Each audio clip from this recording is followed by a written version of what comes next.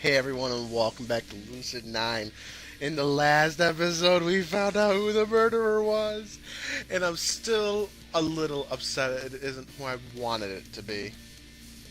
I wanted it to be that scheming bitch Natsuki. I wanted that so bad. But instead, it was my second choice, my second idea of who the killer was, Mr. Ryuta, which comes as a shock. But I had a feeling. He just knew too much. And I'm going to jump right back into it with the phone.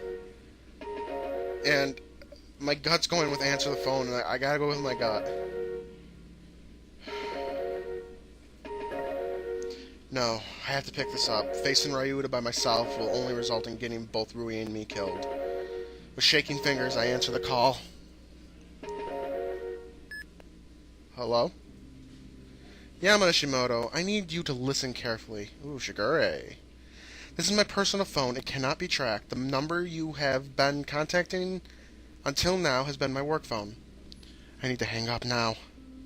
Surely they're tracking my number, narrowing down the district and block, and even to the last millimeter. But I only clutch the phone tighter. The walls that I've built up, struggling to keep my foothold of emotions, are starting to crumble. The police are in the midst of a manhunt for your person. They sincerely believe you are the killer. And you need me to turn myself in. I need you to stay out of sight and give me time. What? Is this some kind of next level bait? I don't understand. Don't get caught, Ishimoto. Any time you might give me is time we may dedicate to catching the true killer. But you said... You were the only suspect I could trust to avoid the police for a necessary amount of time. I fall into silence at this, the magnitude of her statement only growing the more I ponder it. You saw me at the apartments, and were warning me. You hardly were inconspicuous. So if you happen to possess any previously unknown information regarding the identity of the killer, now would be a wonderful time to state as such. Well, I know the identity of the killer now, so that's a place to go with. It could be a trap. It could still be a trap. But I don't think it is. The killer is Juro Ryuta, the dorm manager and the counselor at the academy. Silence falls momentarily on the other end of the phone. I can practically see Shigure's grip tighten. What? How did you come to know this? Shigure, did you get any recent disappearance reports? 3, actually. I need help, Shigure. Help. My voice cracks and I hate it. I hate feeling vulnerable, hate feeling open, but I don't have a choice. Shigure falls silent for a long, long moment, and just when I'm beginning to think that she hung up, she speaks. Will you live within the next 5 minutes? Her voice is slow and steady, soothing my frazzled nerves. Yeah, I'm fine. I'm not injured. Then, the urgency. Rui's disappeared. I work to speak, but my throat's gone dry. After a moment of silence, Shigure continues. You presume she is with the killer. He must have taken her. I have no time to question you, Ishimoto, so I will ask you this and only this. Are you completely, absolutely certain that the culprit is Ryuta? I can't pronounce his first name. Yes. I say it without hesitation. It appears to catch her off guard. Very well. I shall send forces to the academy under reasoning that you may be hiding there. We may be able to find where he is holding Rui. That's it? She just takes my word as law? Thanks. In the meantime, stay out of sight and out of mind. Do you understand? But Ryuta would see the police coming. He wouldn't stand still. He would escape immediately after killing Rui. Actually, I'm planning on contacting him. For what purpose? I need to meet with him, to buy some time, otherwise... Shigure violently explodes into a strident screams I'd never heard from her before. You gullible imbecile, you moronic excuse for a... What are you even thinking? I'm taken aback by her sudden flare of passion, but to my surprise it is quickly replaced by ignorance. At least I'm telling you now, aren't I? Oh yes, when I'm nearly too late and I would have called a corpse. Simply put, Ishimoto, you haven't told me anything. Why would you not speak to me if you knew the identity of the killer? A real, very real bolt of anger lances through me. Why? Because I just figured it out. Because somehow, barely at the end of my rope, I found something to cling on to. But I can't tell her that. If I say that I've just figured it out, she might change her mind. She might need the reasoning. Who would trust a teenager who just figured out the supposed identity of a serial killer? I had a good reason for doing so. Oh, good. Do enlighten me.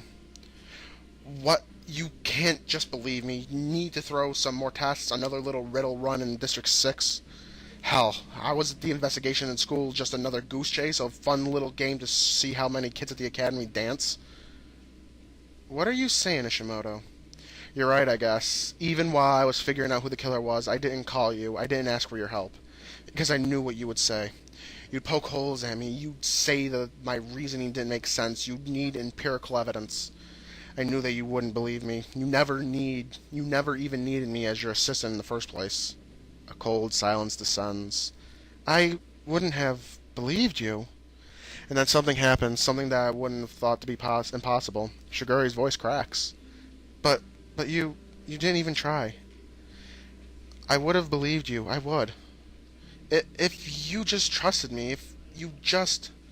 She falters for a moment, then seems to recover, her voice strengthening. Ishimoto, regardless of my previous insinuations, I need you to know something. I do not tolerate the idiocy of the average ingenuous denizen, much less let them become my personal assistant. You have reportedly proven yourself through your rational deductions, your level-headed procedures, and your propensity to attack problems from unusual angles. Your input is invaluable. Despite our clear disparity in experience, you might have taught me several valuable lessons. Do you wish to know why I pulled your accomplices into the investigation rather than opting for a police unit?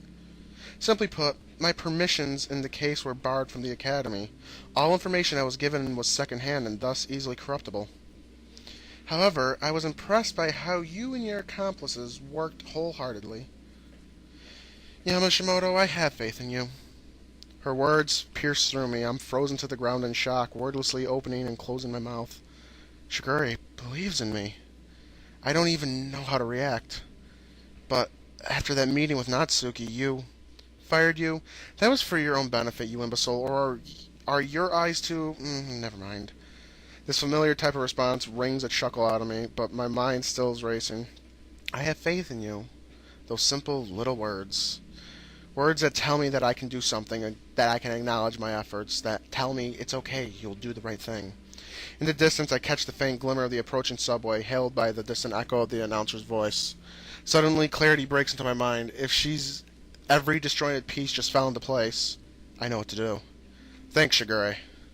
I get to my feet as the subway grinds to a halt before me, but Shigure's voice comes harshly into my earpiece. Yama, listen carefully. We are en route, but there are powerful forces behind this case that remain very much hostile. It will take time to arrive. You understand this? I do. I'll get you time.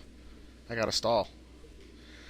I'm extremely uneasy at the thought of unknowing sending a civilian into the presence of a known serial killer, but if you honestly believe you can prevent a death tonight, I shall not stop you. I think I can. Oh, well, that sounds convincing. I probably can. I suppose that's the best I can ask for. I would wish you that you might wait until I could convey a firearm to you, but not possible with the current time frame. I have to go now. Neither of us mentioned that it would also be extremely illegal. No. In this case, it's okay to break the law. Understood. Best of luck, Ishimoto. 1 sec. Stay on call. Oh, we're calling Mr. Ryuda. I punch Ryuda's contact and set the phone on speaker, waiting patiently.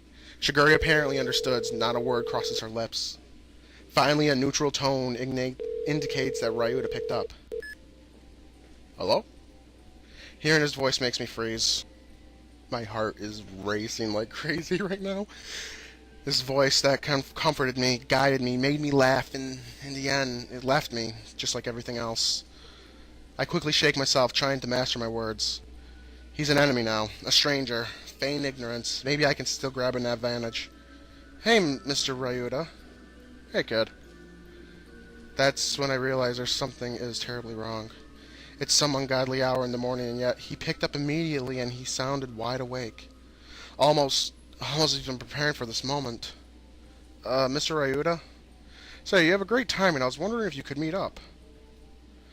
I know that it's like some crazy hour or another, but I have something pretty important to tell you. It has to do with, your lapses. Is that really it? Is that why he's up? I can't bring myself to believe that. Mr. Ryuta, But before I can add anything more, Ryuta's phone buzzes angrily in the background. He pauses for a moment. Sorry, kid, just let me take this call real quick. And he suddenly mutes. Fingers shaking, and I also mute my end, switching to Shigure's call. My heart is racing like hell. Did you hear all that? Quite clearly. Ishimoto, about the call Ryuta just received, I'm uneasy that it may perhaps... The cops. But that's when I hear Ryuta's voice and quickly switch back to his call and unmute. Thankfully, Shigure immediately falls silent. Mr. Ryuta? Mr. Ryuta, did you find anything about... Nice try. You almost had me. Hang up that call with the police first, then we'll talk. I almost dropped the phone, a bolt of panic lancing straight through my chest. He knows. How does he? How could he? Hurry up, boy. I don't have all day. I shakily mute and switch the call. I expect Shigure to burst into anger, but she only seems resigned. It is as I surmised. A mole. That, or she trails off as if she thought too terrible to comprehend. The cops are also behind this. Ishimoto, knowing this new risk, are you still determined to enter the school? I have to. I can't let Rui go without a fight. I shall bring a unit. Give me as much time as you possibly can. I will. And Ishimoto, given the choice between a stupid option and a stupider option, which would you pick? The less stupid one. Wrong. You must pick neither and wait. Please, Ishimoto, you wouldn't enter the lottery nor borrow from a loan shark in order to buy a house, no? It is best to wait and save. Saving the game. Nah, we don't do that here. Do you understand? What? Just remember this. So stall. Stall as much as possible. And she hangs up, leaving me alone in the subway. I switch back to Ryuta's call and unmute. He chuckles lightly. If you just asked the police for help, it wouldn't count on it. You don't know a thing, do you? I know you're the murderer. That's a pretty good start. Hey, murderer is such a harsh term. I like to call myself an artiste, with the E. He chuckles again, but this time it comes with a pinch of shrillness that wasn't there before. Oof. My foreboding only skyrockets. Just what kind of insanity has he been hiding? So, hung up the call, now what? Quite simply, the fun begins. Come to play, boy. I've been setting the stage. This just confirms my fears. For some reason, Ryuta's been preparing to kill me. Maybe my hands are sweaty. Maybe, and my knees weak, arms are heavy. I slipped vomit on my sweater already. Mom's spaghetti. Maybe I'm the next one on his list. No, I can't let this shake me. I have to stay strong. Nor talk normally. You've done it before. Oh, the false bravado of a man in love. I know it well. Did I really sound like that? I wonder, is it so terribly stupid? Are you going to answer my question, or are you going to wax more poetry? Poetry is by far the more interesting option, don't you think? Only for people with too much time on their hands. And that is the eternal problem, boy, for both of us. We each have too much time on our hands. Far, far too much. Doesn't life just get so dull, every hour passing drearily like a never-ending group project where all you want to do is murder your classmates? That's what life is. How do you ease your boredom, I wonder? Television, social media? No, you do neither. Sleep? Thanks, Shakespeare, but I think my life is in my own business. I look forward to stripping that sense of righteous anger within you and replacing it with terror. I look forward to you trying. I love the ones that fight back. It just makes their descent all the more satisfying.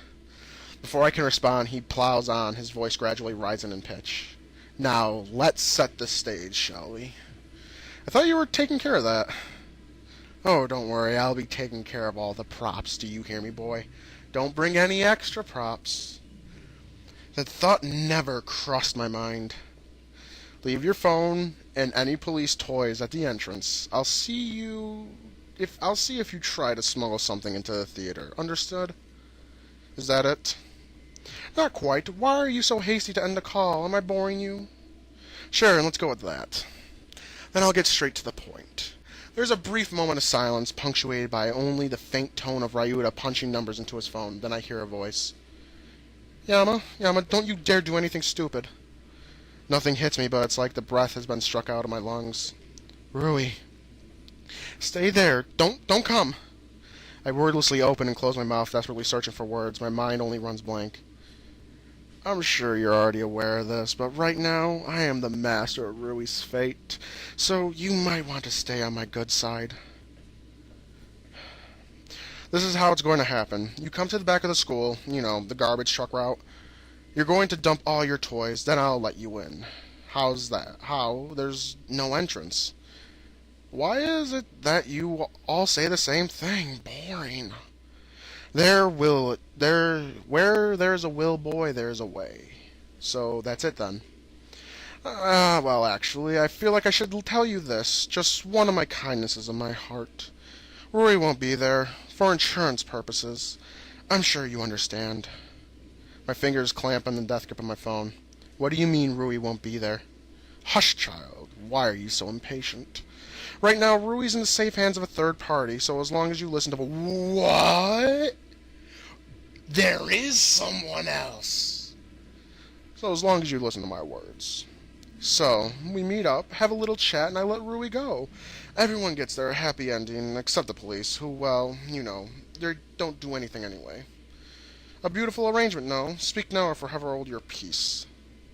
I grind my teeth and force a long, slow breath.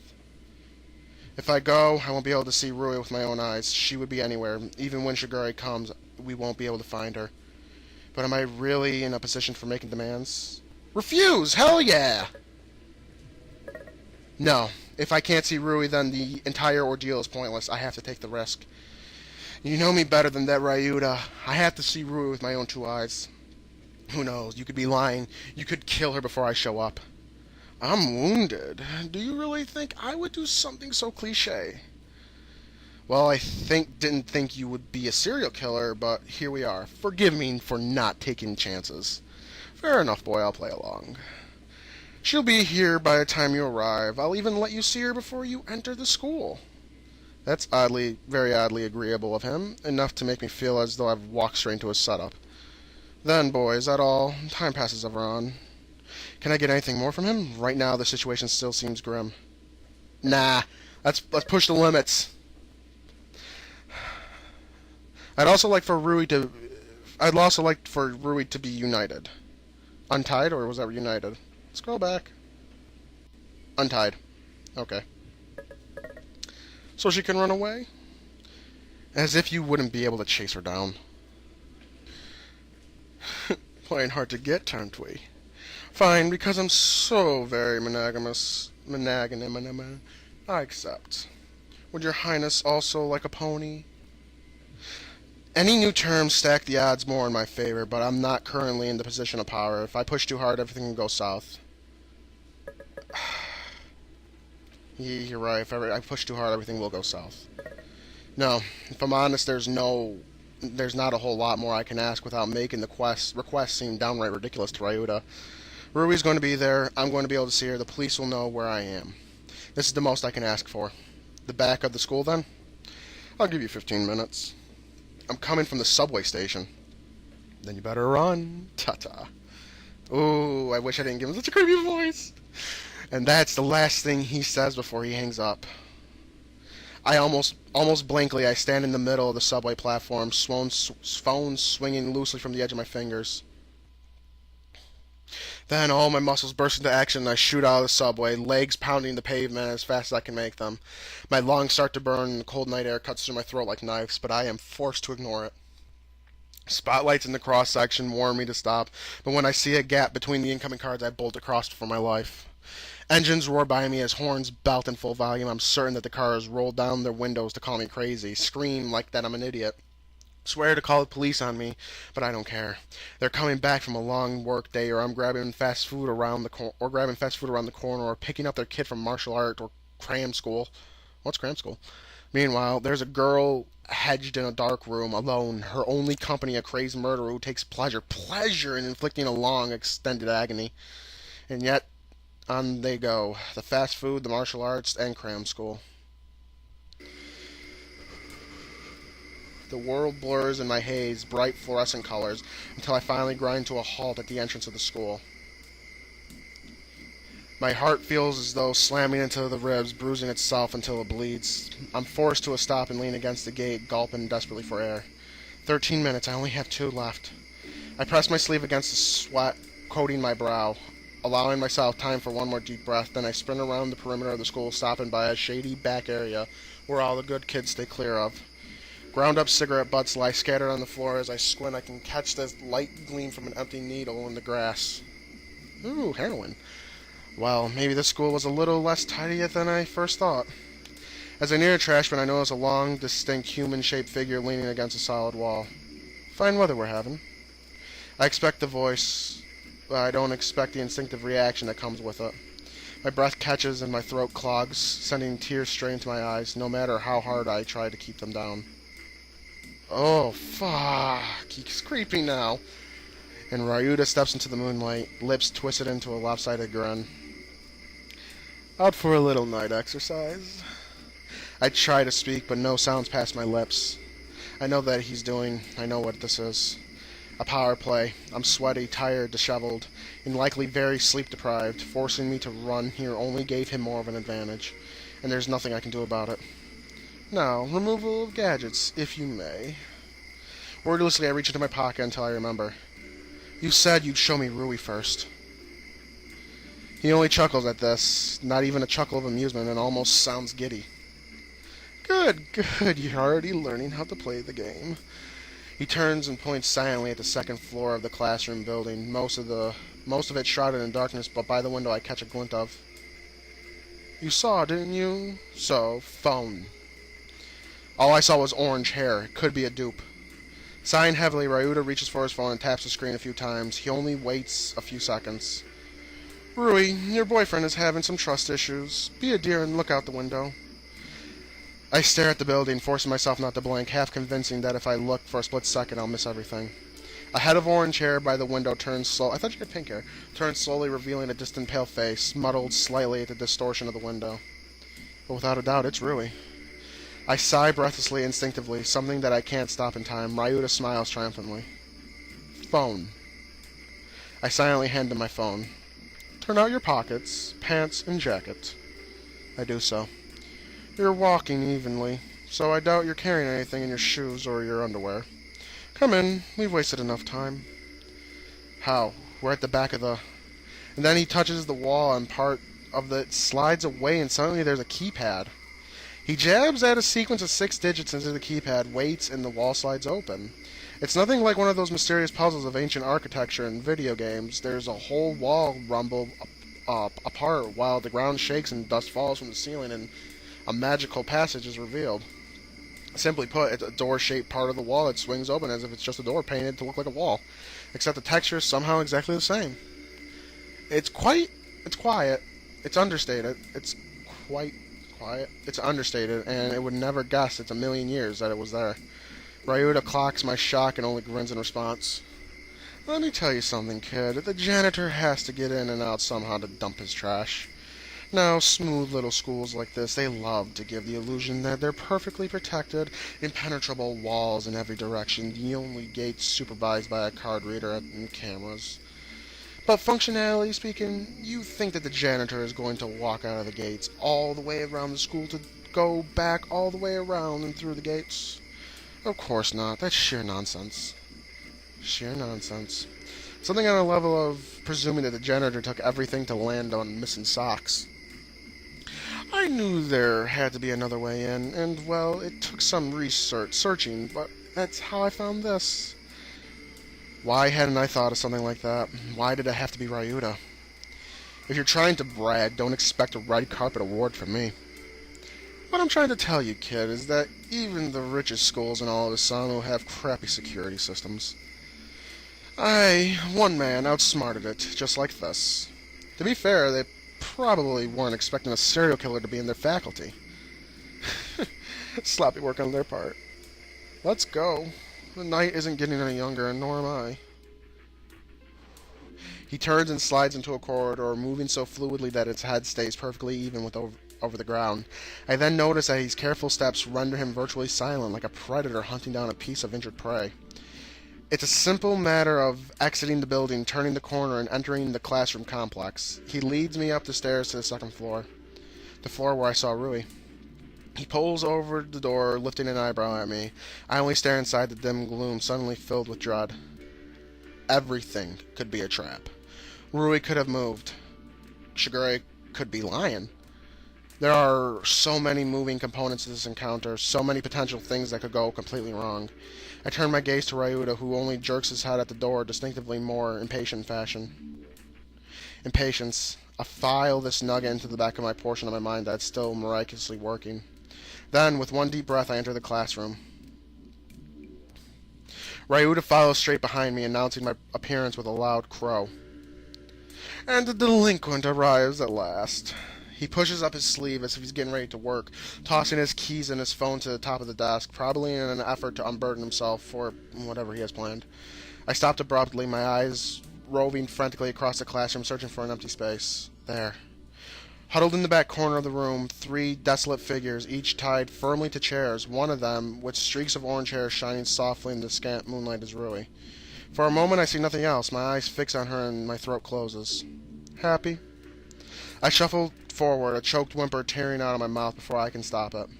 It's only after seeing her that the weight falls, that I realize how long it's been since I last spoken, that I realize how much I missed her. That I remember what life was like without her. I brace my hands against the desk to keep myself from collapsing bonelessly to the ground, forcing slow and steady breaths from my lungs. Still alive, alive and before my eyes. She screams something muffled against her gag and kicks the wall. The abrupt noise stops me in my tracks. Oh, it seems the damsel in distress wants to share some lovely little words. Clearly amused, he stands to his feet and swaggers over to the chair. In one fluid motion, he flourishes something from the teacher's desk and holds it high in the air. A knife, serrated and sickly, the blade glinting cold on the edges. With a jolt of panic, I leap forward. Don't! He slices down. Time freezes. The tip of the knife whisks forward and over, straight towards Rui's skull, searing the air below it in two.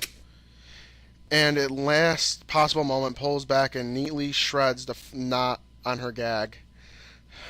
The cloth flutters elegantly in the air, coming to a rest on the linoleum below. I force a ragged breath as Ryuta screeches. Oh, kid, look on your face. Priceless. Priceless. I slump against the desk, my relief too great to allow room for anger. Instead, I stare at Rui, her eyes, her hair, the tip of her nose, letting the memorized image remind me of home. Comfort, teasing, loud Christmas dinners and scented candles at a town festival, whispered inside jokes, elbows in the ribs, playing make-believe like 2 idiots. Rui. What the hell are you thinking, Yama? Why would you come here? Her voice changes octaves with every syllable, and her eyes are full of tears, but despite her terror, she only is worrying about me. I clear my throat and croak something incomprehensible, then try again. You're okay. Yeah, but not for long. Why didn't you just stay home? Because I couldn't leave her to die. Because I had to do something. I guess I got lazy at being lazy. She snorts out a choked laugh, something almost frenetic, as she didn't mean to laugh, but she couldn't help it. Well, there's a surprise. She sends me a weak smile. I turn to Ryuta, who only smiles lazily in response. You see, I'm a good sport, so very accommodating. You won't find an executioner of my tier anywhere else in the world. Executioner? Executioners kill people for a purpose. Executioners are given targets by other people. Is it possible to get any information out of him? Executioner? You mean a glorified hunting dog? So I say with an attempt in a cold, flat tone, but my dismay, my voice cracks. This only seems to heighten Ryuta's glee. Hunting? Oh no. Hunting is meant for practical purposes. Hunting is for the meat, or the hide, or the money from the sales. I like to think of myself as a gardener, pruning dead weight so the branches with actual promise can grow. My ID is my employer, my ego the employee.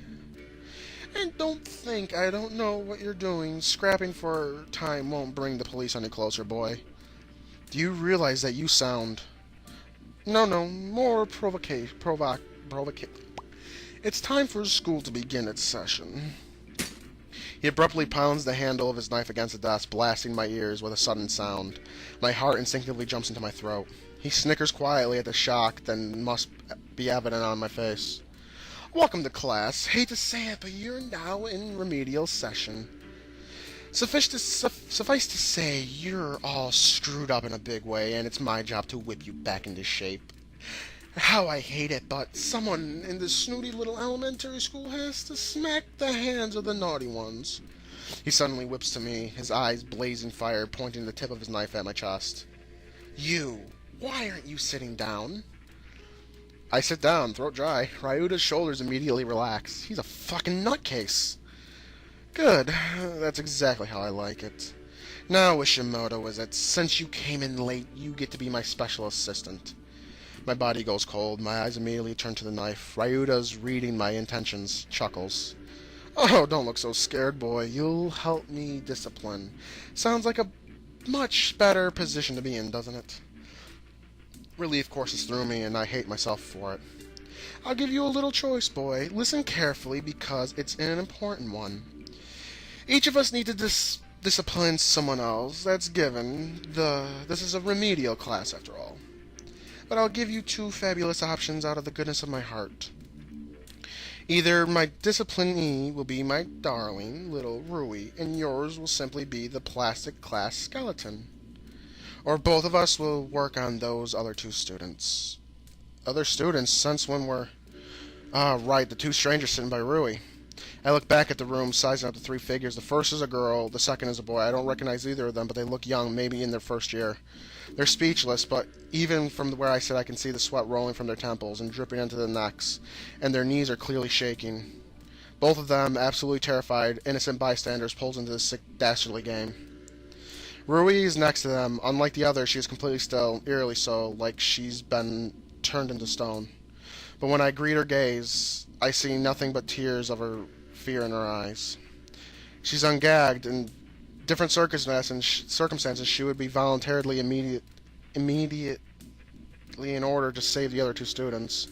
She would have been brave and fiery, and even the world knows, getting all tongue-tied. The fact that she isn't saying a word tells me how scared she is. My eyes drift back to Ryuta, who only tilts his head. The knife twitches in his hand, and suddenly pieces everything together. He is a discipliner. I am the disciplineer.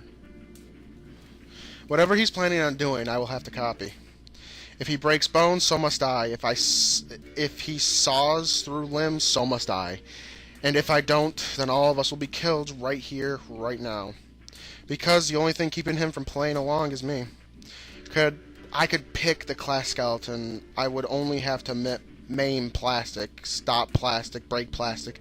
Everything would be safe.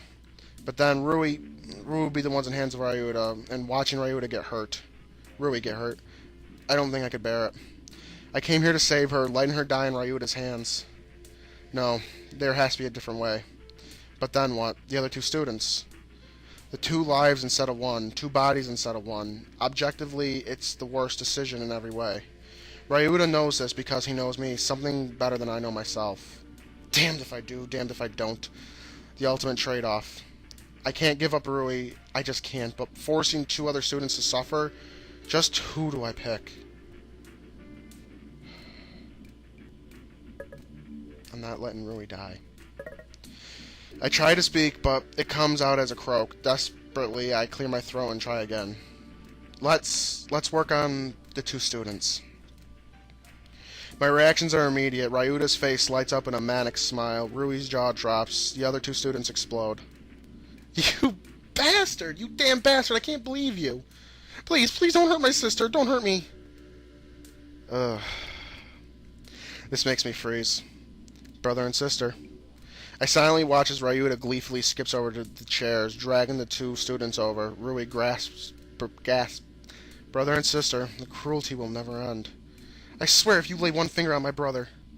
Ryuta stops abruptly. The momentum throws the girl against the ropes, temporarily choking her into silence. Isn't she just so darling? I picked her out specially for you, boy. Did you? Oh, yes, and she gets to be yours. My mind runs blank as the girl glares at me, hate burning clear in her eyes. You're disgusting. And I say nothing. It vaguely dawns on me as I should direct her anger at the serial killer, at the psychopath who's orchestrated this entire thing. But can I really? They still had hope. They still had hope that they would go unscathed. The only one person would have to suffer rather than two. I crushed that hope, the last hope they have ever had. And now they'll die for it, agonizingly with nothing but despair. Instead, my reply is automatic and empty. I'm sorry. I fully expect her to spit in my face, but she only turns her head away. Haseo, look at me. Look at me. The terrified boy locks his eyes with her, face doused in a mixture of tears and sweat. You'll be okay. I'll be okay. Do you understand? It won't be. It will be okay. I look at Ryuta, expecting him to slap her into silence, but he only leans against the wall, grinning like he's having the time of his life. Of course, he must be having a field day. The pleasure of pain brings him more joy than death itself. Then the sudden urge to laugh, and I don't know why. Yama. The airy voice from the corner reminds me of Rui's presence. She started quietly at the scene before her, face bleached white. You're not going to hurt her, are you? Guilt, terror, regret, anguish. We must both be feeling the full effects. Close your eyes, Rui. She stifles a quiet sob. I turn to Ryuta. Now that everything's set up, I need you to untie Rui. You know I can't do anything to you while you still have that knife, and neither can she. And neither of us will leave the other persons to die either. Only because you're the teacher's pet boy. He stalks over to Rui's chair and clearly slices at her bonds. She promptly claps her hands together, breathing deeply. Don't run, Rui. He'll kill us both. I won't. I turn back to Ryuta, hands sweaty against the fabric of my jacket. So, what are the rules of the game? Oh, it's quite simple. He strides beside the teacher's desk and pulls something out from underneath, and my heart drops. Two metal pipes, around 3 feet in length, rough around the edges. He rolls one to me, and I automatically stoop down to pick it up. Can we bash his head in with it? We'll take turns inflicting blows on our disciplinees. Good, solid blows that make a nice musical sound. The first discipliner who knocks out or kills their disciplinee loses. The boy bawls at this point. Even the girl is shocked into silence. The first person to fall unconscious means a loss. Which I mean I have to inflict pain without promise of comfort. And if I win, or at least not lose, each blow needs to be felt by their conscious mind. And in that moment, I'll be just like Ryuta. Oh, don't give me that face, boy. Be glad I didn't pick the knife. I mean, I'm pretty tempted to, but then you'd probably lapse, and that'd be just boring. Something like this needs to be remembered. So, are we ready to begin? No, I'm clearly not ready, but I'll never be. I shift my pipe in my hand, feeling the weight. It's hefty, sturdy, could easily break bones, probably shatter a skull. And in my hands, I'll go first. Watch and learn. He stands over the boy, gripping the pipe tightly in one hand, keeping the knife in the other. I watch transfixed, even while everything in my brain is screaming for me to turn away and close my eyes. The boy whimpers quietly, eyes wide, squirming about the crude ropes that bind him to the chair. Ryuta smirks quietly at him and ruffles his hair. I'm not going to lie to you, kid. This is going to hurt like hell. No. Ryuta raises the pipe painstakingly slow, revealing in the drama of the moment I might have laughed if the situation wasn't so sick. 3, 2, 1. He whips the pipe down, but when it's just an inch away from the boy's kneecap, he stops. Psych! The boy releases a great, shuddering gasp, shoulders dropping in relief. Then, without a moment of hesitation, Ryuta lifts the pipe and brings it down. Ah! Crack goes the bone against the metal, and the air splits from the impact of the horrifying, agonizing scream, punctuated by a shrill screech of metal at the base of the chair grinding against the ground from the force of impact. The boy is still screaming as Ryuta steps back, an expression that I've never seen before dawning on his face. Oh, beauty, true beauty, how poignant is your sting. He giggles quietly to himself as the boy rides against his chair, leg forced into an awkward angle. Damn it! This can't go on. I realize it quietly through the empty shock as my fingers tighten around the pipe. I can't let this go on. Is there a way to outthink the situation anything at all? When it needs me most, my mind fails me. Remember what Shigure said, stall! Well, boy, your turn. 4 students, including me, 4 lives at stake, 2 thrust in the middle of the terrible suffering. I originally came with the intention to grab as much time as I possibly could. I thought I could prevent a death, maybe 2. But there's no sign of the police, not even the slightest indicator that they'll come at all. And now, death is looking like the best option. To buy time, I have to draw out this game, causing as much pain to the girl as she can bear. Well, the boy suffers beyond description, and if the police don't come, we'll still end up dead. I can crack the girl's skull, give her a merciful end, and then I lose, and Ryuta unleashes his knife on the rest of us. Or if I move really fast, I can maybe put an end to both of her and her brother, in which case it would only be down to Rui and me. No, Shigure said she would come. She swore she would come. She said, she promised, she told me. Stop dallying about, boy, we've gotten all day. That's a bad idea right now. Stall. Pipes. Don't you think it's a little, I don't know, dated? Just because something is old-fashioned doesn't mean it's bad.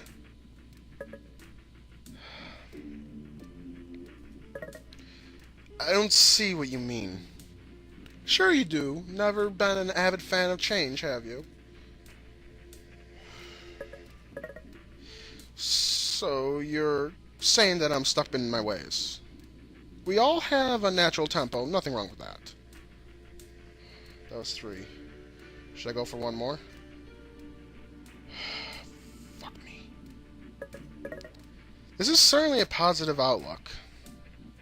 I know what you're trying to do, kid. Cut it out. Make your choice now. Fuck. He knew what I was doing. I'm sorry. In a situation like this, it seems like the only option is to go with the flow. I automatically step forward, knuckles turning white as I raise the pipe. Shigure said she would bring the police. Shigure needs me to buy time. Buying time means abiding by the game, drawing it out, pain without mercy, conscious damage. Yama, please, close your eyes. The voice that comes from my mouth is cold and blank, nothing like my own. I keep my eyes open as I swing the pipe down, knowing that only I endanger the girl further if I close them. I see the pipe descend. I see the girl's eyes widen. I see... The vibration rocks from the tip of the pipe up through my arms to my eyes, which rattle in their sockets. I feel the impact of her arm giving way beneath my own hand. Something in me, something I hadn't known was there, slinks away into the shadow, gone forever. The girl grasps for breath as her brother bursts into tears. No. A brother, a sister, doomed to die. I step back, hands shaking uncontrollably. Ryuta only throws back his head and laughs. Oh yes, that's it. I was worried for a moment, thinking that you'd pansy out. But you mean business right now, don't you? There must be something, some other way, some advantage, something that doesn't involve this. I still myself, keeping my eyes fixated on the girl before me. Faking shock? Maybe. I can't say that I'm really faking. Meanwhile, I let my mind case about the room, mentally recalling every sensory memory that had shelved away and entered the classroom, searching for some miraculous solution. The door sprung open beneath the touch of my step into the classroom, my figure enveloped in the nighttime gloom. Ryuta stormed behind me, letting every footstep vibrate through the floor up to the doorframe and to the foundations of the building itself. He was enjoying himself, maybe too much. He was waiting for his moment, I think. The students that he had carved to pieces might have pleased him temporarily, but this night, this would be his magnum opus, and he'd want to relive it 1,000 times over.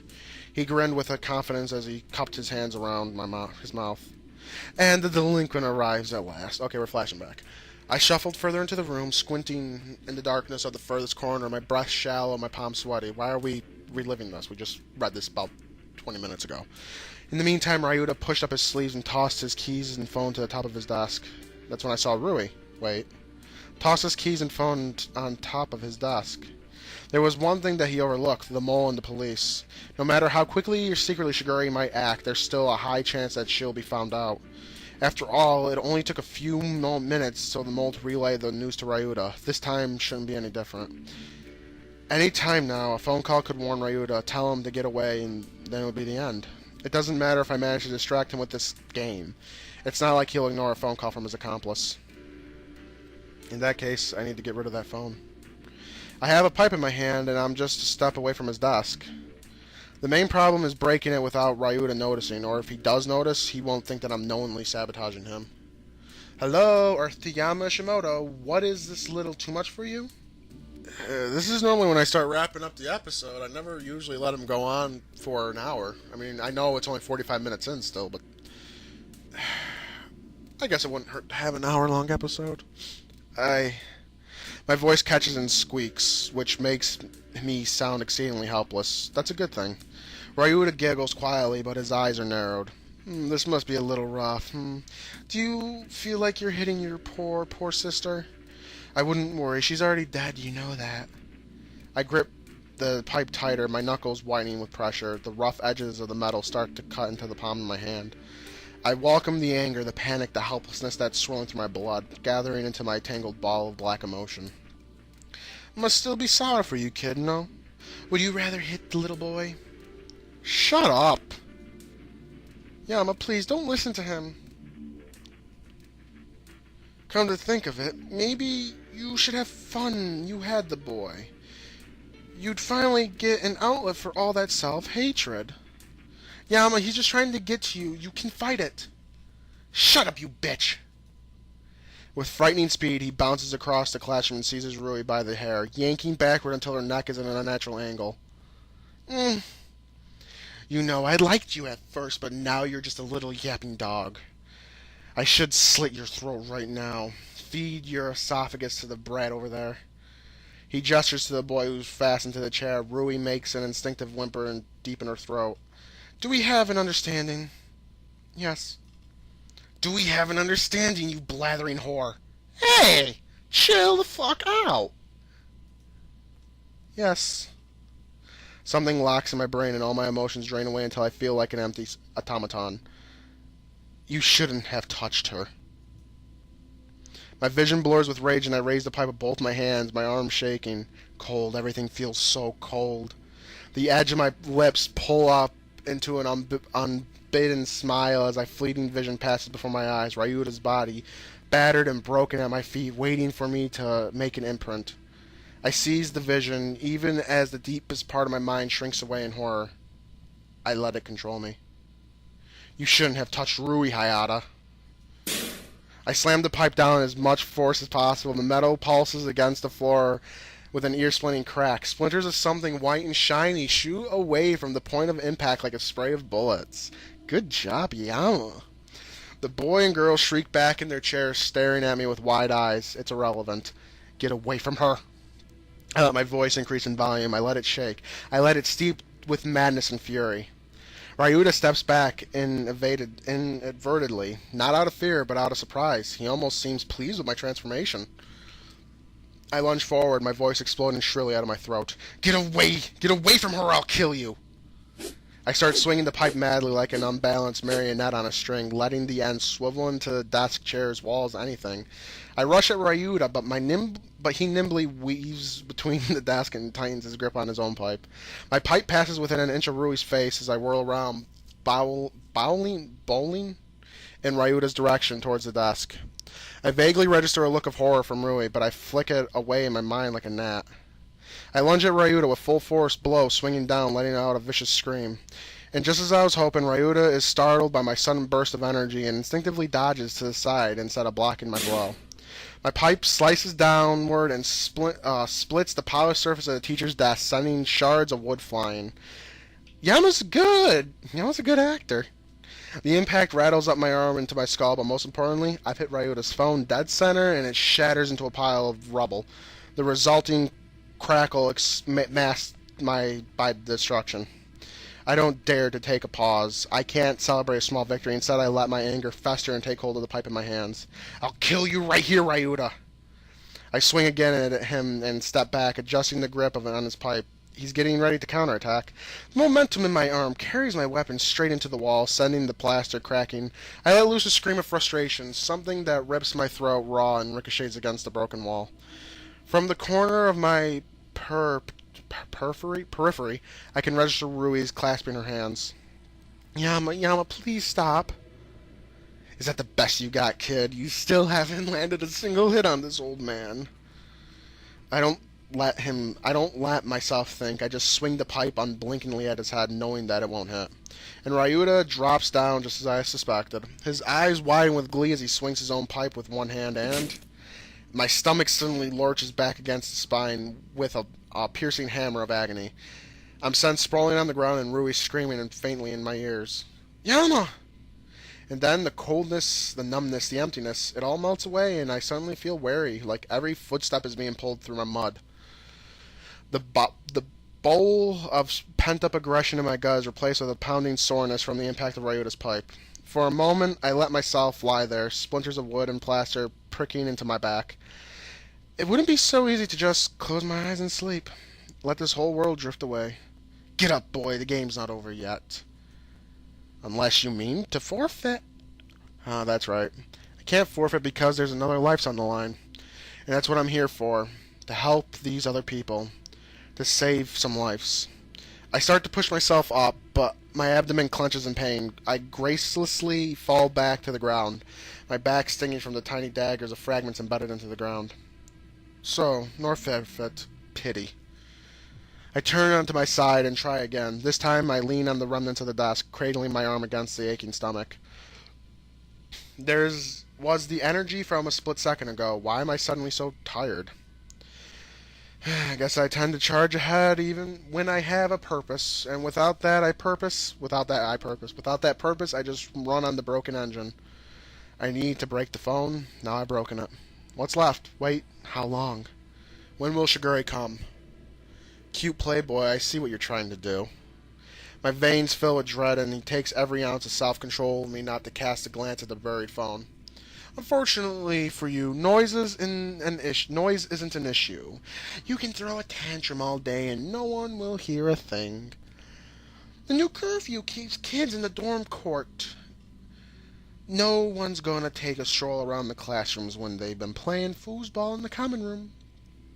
I don't have energy to respond. I don't even feel my face move. Gradually, the cold, welcoming emptiness in my mind is dissipating, replaced with a creeping sense of utter. Utter what? Utters.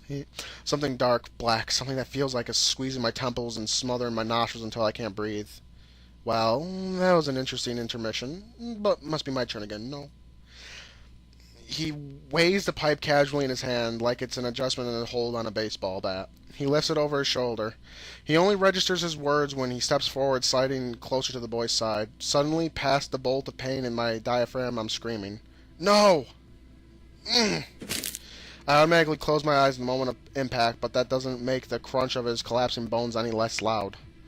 Ryuta struck the boy's hand this time. Ah, fuck. I keep my eyes off of it, scared at witnessing the damage for myself. But judging from the boy's shocked stare, it's just as bad as it sounds. Please don't hurt him. Oh, I wouldn't worry if I were you. You'll be getting your fair share of the pain. She groans at this, loud and anguish, bubbling in her throat like a clot of blood. Breaking the phone wasn't enough. There has to be more, something else I can do. Are you enjoying this? A filler as my mind scrambles for something more adequate. Oh, why, yes, I am. Thanks for asking. And you even enjoyed the previous students. They were alright, but this little show has been the best by far. It's like playing chess against a toddler versus playing chess against a rival. One just doesn't bring that satisfying challenge, you know? I can feel good about pulling a checkmate on a little kid who's not even potty trained. He's becoming more talkative, taking his focus off the game, even if it's just a little bit. I seize this with desperation. Maybe there were more of a challenge than you thought. I figured you out just from the clues they dropped. I'm going to cut it here. I hate to cut the big denouement short. I hate to break it into two parts. But This episode's going on almost an hour, and I don't know if my computer can handle that kind of render job. This is the longest video probably on my channel. Yeah, it's going to be definitely over 54 minutes, plus with the little outro. I'm terrified I'm going to screw up. Let me save it. I'm going to save in a new slot because outside of the gameplay, I might want to go back and see what other endings there are, because I know there are a lot of endings, and I think there's only one good ending, and I'm sort of aiming for that good ending right now, and I don't think I'm doing it because I'm brutally beating other people, but he'd be in the hands of Rui, and I don't want to see Rui get hurt. But if you're enjoying this as much as I am, and you're enjoyed this series, leave a like and share it around. I would like to see this series. I would like to see Lucid 9 get the love Doki Doki's got. I know it's an older game, but still. Follow me on Twitter to know when all my videos go live, as well as to know when I might be doing Twitch stuff starting in March.